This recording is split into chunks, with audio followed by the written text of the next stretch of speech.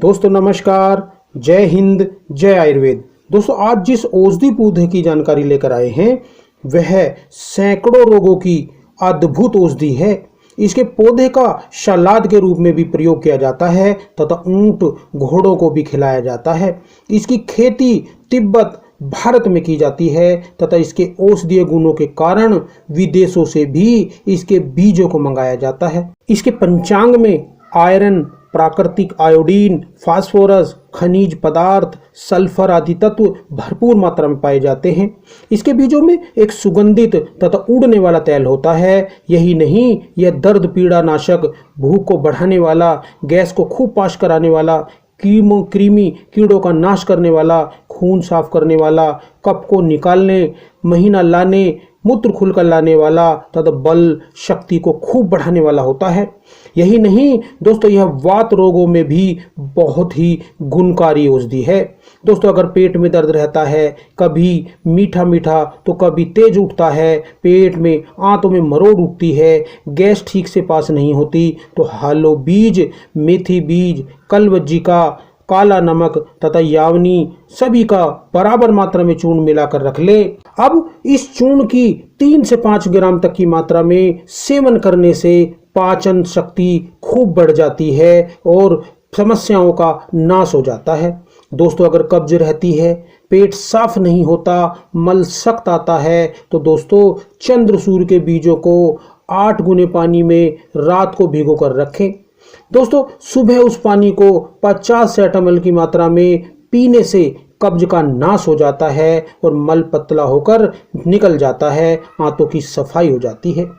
दोस्तों अगर संग्रहणी रोग है, खाते ही मरोड़ के साथ मल के लिए जाना पड़ता है, लैट्रिन के लिए जाना पड़ता है, तो आंतों में गर्मी हो गई है, तो चंद्रसूर बीज 25 ग्राम, कलौंजी 25 ग्राम, घृत भुनी मेथी बीज चूर्ण 25 ग्राम तथा काली मिर्च का चूर्ण 12 ग्राम लेकर सभी को मिलाकर रख ले। इस चूर्ण को 3-3 ग्राम की मात्रा में जल के साथ सेवन कराने से रोग भाग जाता है और पेट की जो समस्या है उसका नाश हो जाता है। दोस्तों अगर प्रसव के बाद स्त्री के गर्भाशय का शोधन नहीं हुआ है, वायु के दोषों के कारण परेशानियां हो रही हैं, तो यह प्रयोग बहुत लाभ करता है तथा गर्भाशय का शोधन होकर खूब बल क्रांति, स्तनों में दूध की वृद्धि करता है। इसके लिए 1 गिलास दूध में 3 से 5 ग्राम की मात्रा में चंद्रसूर बीजों को पकाकर ठंडा कर ले तथा उसमें गुड़ या शहद मिलाकर प्रसूता स्त्री को खिलाने से अच्छा लाभ होता है।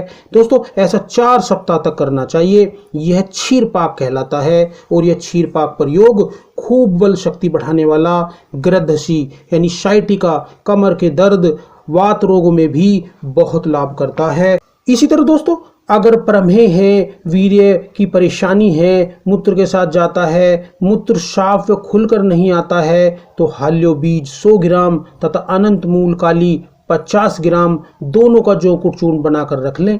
अब इस दरदरे चूर्ण को गर्म पानी में 10 से 12 ग्राम की मात्रा में डालकर आधे घंटे बाद छानकर शक्कर मिलाकर पिलाने से पेट खुलकर साफ हो जाता है तथा परेशानियों जो है उनका भी नाश हो जाता है।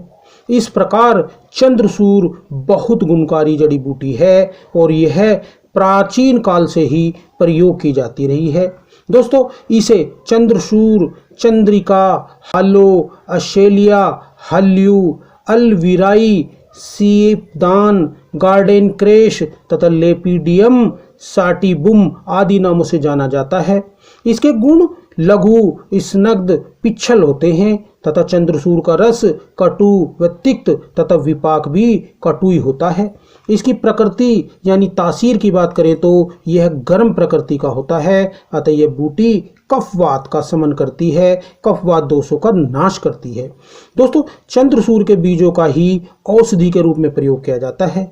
इसके बीजों के चूर्ण को 1 से 3 ग्राम की मात्रा में आयु, बल, प्रकृति आदि का ध्यान रखते हुए चिकित्सक सलाह के साथ सेवन कराना चाहिए। निषेध विशेष की बात करें तो चंद्रसूर उष्णवीर्य बूटी है तथा अधिक मात्रा सेवन कराना मूत्रपिंडों के लिए हानिकारक होता है। अतः हानिकारक दोष के निवारण हेतु ककड़ी, खीरा बीज, मिश्री आदि का सेवन कराने से इसके दोष जो हैं उनको नाश हो जाता है और रोगी को लाभ मिलता है। तो दोस्तों, जड़ी बूटियों का प्रयोग करें और अपने में अपने परिवार के स्वास्थ्य की रक्षा करें। दोस्तों, अगली वीडियो में फिर मिलते हैं। तब तक के लिए नमस्कार। जय हिंद, जय आयुर्वेद।